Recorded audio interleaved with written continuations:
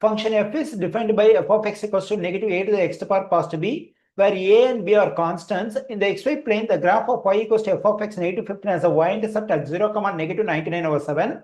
The product of a and b is 65 over 7. What is the value of a? Okay, let's consider the equation we have over here, that is y equals to, and for this f of x, we have the stuff over here. Let's plug in this stuff for f of x over here, then we get negative a to the x to the power positive b. We can take this negative 15 as it is. Now we can use Desmos to solve this problem, and we have y-intercept for this equation. Since this is a y-intercept, we have this point on the graph of this equation.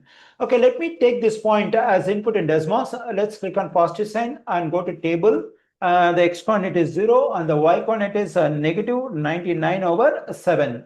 Now we have to take this equation as input in Desmos. Here, my aim is not to get the graph of this equation. My aim is to find the value of the unknown constant a in this equation.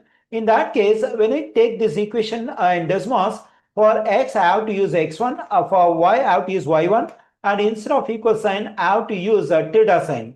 Okay, now let me take this equation in Desmos. That is y1, and for equal sign we have to use tilde sign, negative a to the power of x1.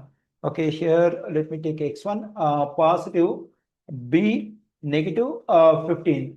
Now let's consider the other information we have in the question. That is a product of a and b is 65 over 7. That is a times b equals to 65 over 7. This equation contains only the two unknown constants a and b. When I want to give this equation as input in Desmos, I have to solve for one of the constants, and then I have to take that equation as input. I should not take this equation as input in Desmos when the equation contains only the unknown constants.